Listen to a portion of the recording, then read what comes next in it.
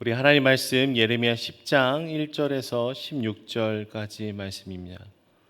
예레미야 10장 1절에서 16절까지 말씀을 교독해서 읽도록 하겠습니다. 이스라엘 집이여, 여호와께서 너에게 이르시는 말씀을 들을지어다.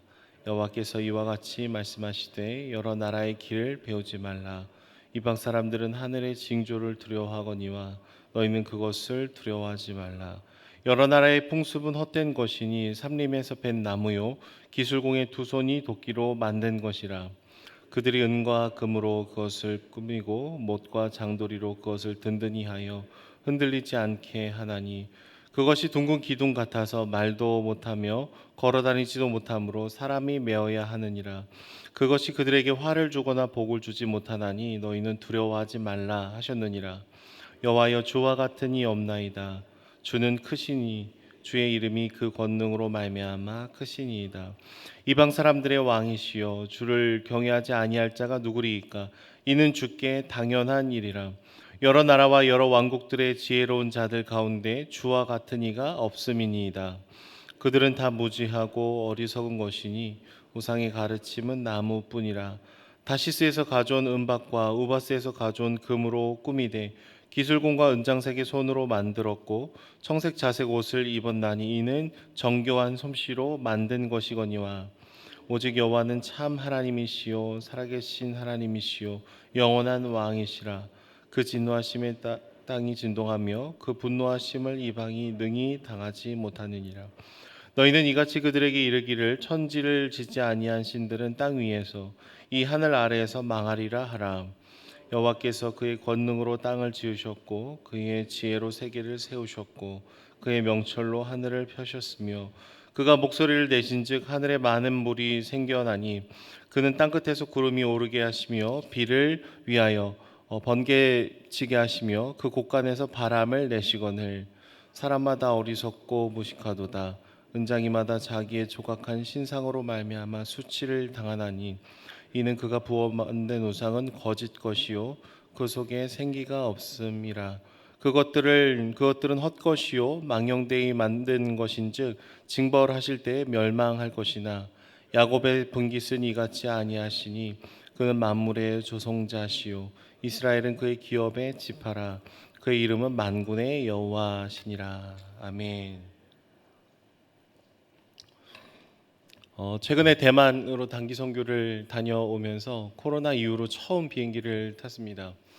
비행을 할 때마다 느끼는 것은 비행을 하기 위해서 하늘로 오르고 나면은 사람이 전보다도 작은 존재였다라는 것을 느끼게 되고요. 그리고 하늘을 날다 보면은 지구와 땅, 바다를 바라보면서 하나님께서 얼마나 위대한 분이신지를 다시금 기억을 하게 된다라는 것입니다. 이 세상을 살아가면서 많은 사람들은 누가 더 큰지, 누가 더 높은지 아둥바둥하면서 서로 도토리 키재기를 할 때가 참 많지만 이 하늘 위를 날아갈 때야 비로소 나라는 존재의 자금을 겸허하게 받아들이게 되는 것이죠. 그리고 다시금 누가 내 삶의 주인이셨는지, 그리고 나는 어떤 자리에 앉아야 되는지를 기억을 하게 됩니다. 하나님은 창조주이시기에 우리 마음의 보좌에 앉으셔야 되고, 나는 지극히 작은 피조물이기 때문에 내 마음의 중심에서 떨어져 나가야 되는 존재라는 것을 기억을 하게 되는 것이죠. 이번에 단기 선교를 갈 때에도 그랬습니다. 다시금 하늘에 오르고 또 기도문을 쓰고 또 찬양을 들으면서 하나님 높아지셔야 되는 한 분만을 높이고 찬양하겠습니다라는 그 고백을 드리며 또 선교지로 향했었습니다. 여러분, 질서란 있어야 할 자리에 있어야 할 것을 두는 것을 말하겠죠. 그러니까 주님은 창조주이시기 때문에 우리 마음의 보좌에 앉으셔야 됩니다. 그리고 피조물은 피조물의 자리에 앉아야 그 자체로 가장 복되고 유익을 누릴 수 있는 것이죠. 그런데 우리는 하나님의 자리에 또 다른 피조물을 놓고 그것을 더 의지하려 들 때가 있습니다. 그것이 나일 수도 있고 돈일 수도 있고 다른 무엇인가일 수도 있다라는 것이죠. 하지만 하나님 외에 대부분의 피조물들 중에 하나만을 우리가 성취하고 그것을 의지하려고 할 때도 있다라는 것이죠. 오늘 말씀 본문을 보시면은요, 예레미야는 이방 사람들이 우상을 숭배하는 것에 대해서 경고를 하고 있습니다. 그렇게 숭배해서는 안 된다라는 얘기를 하고 있어요. 왜냐하면 그런 것들이 다 헛된 것들이기 때문이다라고 얘기하고 있죠. 그러니까 아수르, 애굽, 바벨론과 같이 현실적으로 힘이 있는 나라들이 추구하는 것들, 그들이 의지하는 것들이 분명히 있었습니다. 하늘의 징조를 두려워해서 이 별의 운행을 관찰하고 그것을 통해서 신의 계획을 알아보려고 했었습니다. 때로는 어떤 나라들은 신상을 만들어서 그것을 의지하고 사랑했던 것들도 있습니다. 그런데 하나님께서는요, 이 예레미야를 통해서 사람의 손으로 만든 것을 의지한다라는 것이 얼마나 우스꽝스러운 일인지를 오늘 본문 가운데 얘기를 하고 있는 것이죠. 먼저 사람이 만든 우상은요, 스스로 서 있을 수가 없습니다.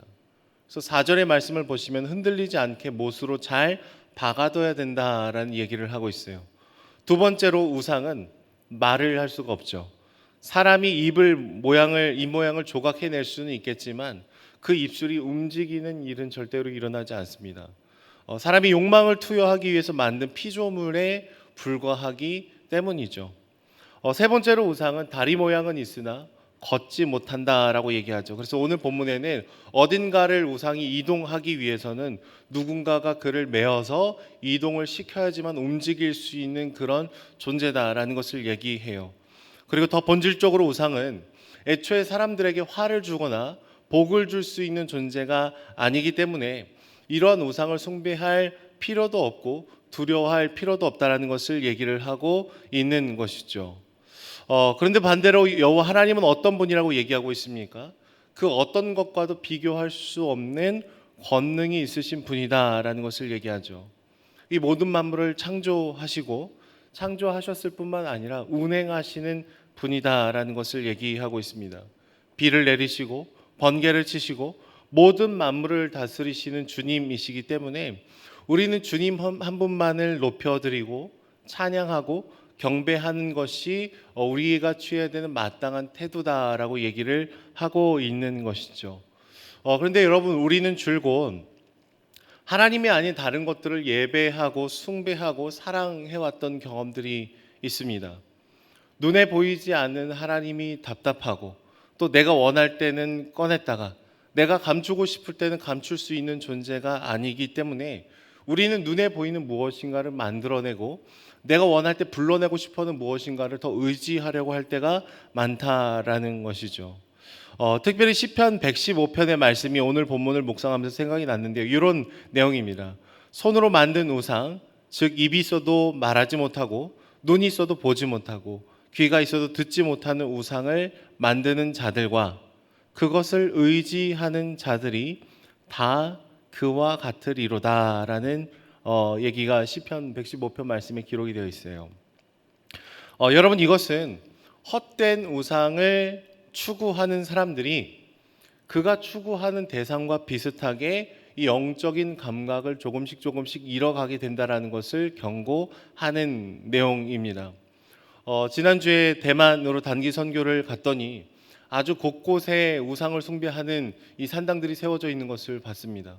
뭐 건강에 관한 산당이 또 있고, 뭐 공부를 잘하는 곳, 뭐 제사를 지내면은 승진하게 되는 곳, 그리고 그것은 핸드폰 어플로 이렇게 클릭하면은 제사를 5초 만에 드렸다라고 인식을 하고 제사 드리는 곳 앞에 가서 어플을 켜고 5초 만에 이 클릭하고 이렇게 움직이는 그런 기이한 얘기들도 들었습니다. 도시부터 시골까지 정말 곳곳에 이 우상을 숭배하는 장소들이 너무나 많았던 것을 보고 왔어요. 한 번은 정영기 선교사님과 차를 타고 가는 길에 도로가 마비됐던 적이 있는데 어떤 신을 섬기는 사람들이 제사를 지내고 나서 이 행진을 하는 시간이었습니다. 그러니까 한참을 그 자동차 골목에 움직이지 못하고 이 우상을 숭배하는 사람들이 그 행렬을 보고 나니까 마음이 너무 아픈 거예요. 노란색 옷을 입고 나무로 만든 신상을 이렇게 가마 같은 곳에 태워갖고 한 200명 정도 되는 사람들이 천천히 걷는데 경찰이 그 행렬을 이렇게 지지해 주고 있습니다. 나무로 무엇인가를 조각하고 가마 같은 곳에 태워서 이동시키는 그 모습이 오늘 말씀의 본문과 굉장히 비슷하다라는 생각이 들었어요. 그런데 여러분, 한국에서는 오늘을 살아가는 우리들은 어떤 우상을 숭배할 가능성이 높을까요?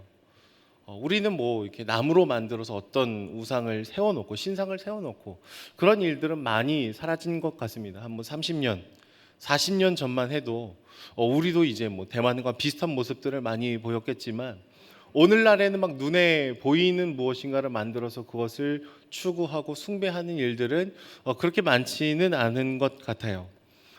한국 사회를 관통하고 있는 우상 중에 하나는 돈이 될 수 있겠죠.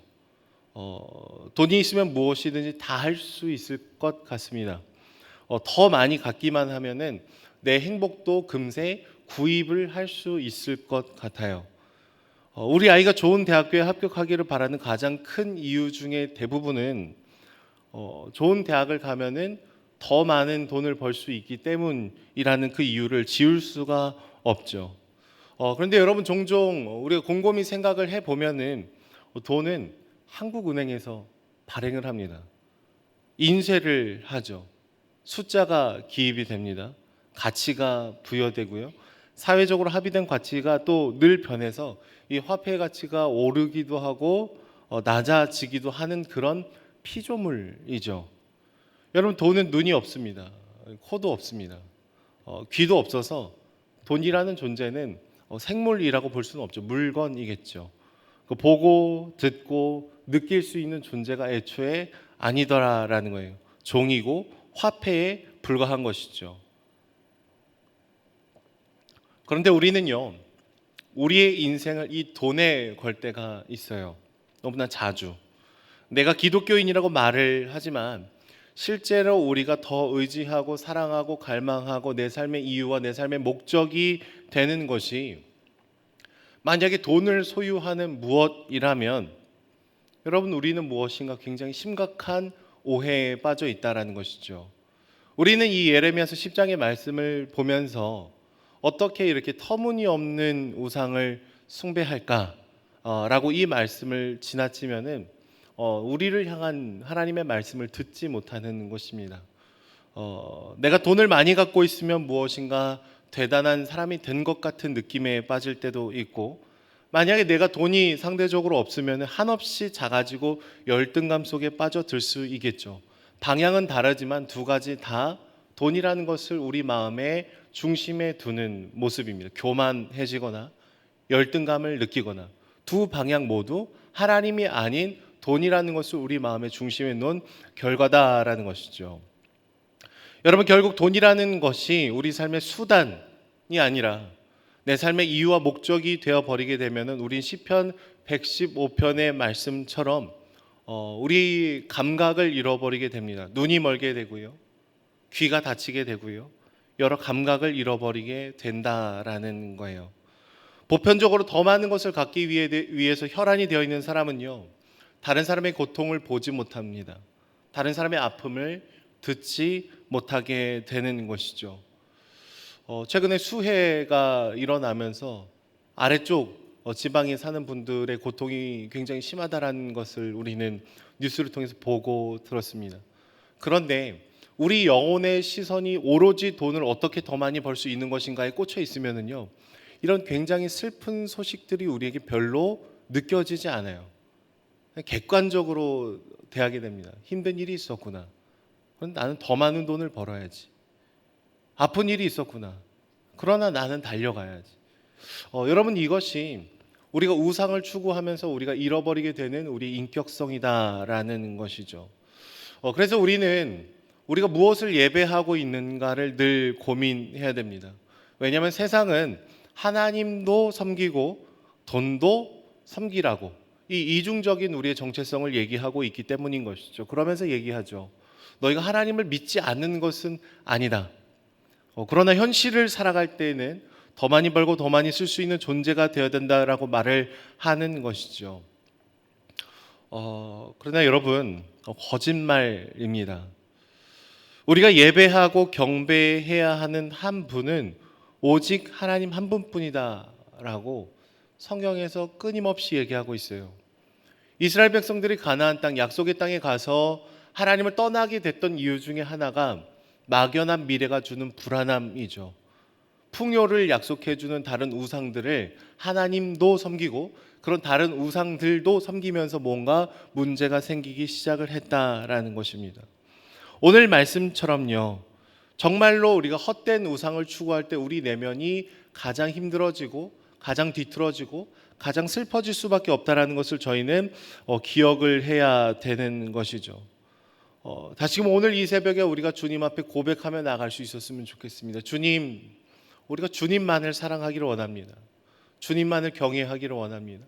주님을 정말 내 삶의 목적으로 어제보다 오늘 더 주님을 닮아가는 삶을 살아가게 해달라는 그런 기도를 드릴 수 있었으면 좋겠습니다. 그레고리 빌이라는 신학자가 우상 숭배자인가 예배자인가라는 책을 통해서 사람은 결국 자신이 예배하는 대상을 닮아가더라라는 얘기를 이 한 권의 책을 통해서 주장을 하고 있습니다. 그리고 이 시편의 말씀을 굉장히 자세하게 주의하는 책이죠. 저와 여러분들의 삶이 닮아가는 방향이 조금씩일 수 있겠지만 하나님의 성품을 닮아가는 저와 여러분들이 되기를 소망합니다. 주님을 믿을수록, 우리가 기도를 할수록, 우리가 살아갈수록 우리의 감각이 살아나서 하나님께서 기뻐하시는 것에 함께 기뻐하고 주님께서 아파하시는 것에 함께 아파하는 우리의 감각이 더 선명해지고 더 분명해질 때 하나님의 마음이 우리 마음에 부어지게 되는 것이죠. 이 새벽에도 홀로 찬양받기에 합당하신 주님만을 높이며 나아가는 저와 여러분들이 되시기를 축복합니다. 기도하겠습니다. 사랑의 주님, 감사합니다. 우리는 늘 주님이 아닌 다른 무엇인가를 더 추구하고 의지하고 사랑하고 갈망할 때가 많지만, 그러나 우리에게 다가오셔서 모든 것을 쏟으시며 나만을 바라보라고 말씀하시는 주님을 이제서야 비로소 다시금 바라봅니다. 하나님이 아닌 다른 것을 추구할 때 우리 인생이 가장 비참해질 수 있음을 알고 하나님 한 분만을 갈망하는 이 새벽이 우리의 평생이 될 수 있도록 주님 역사하여 주시옵소서. 감사드리며 예수님의 이름으로 기도드립니다. 아멘.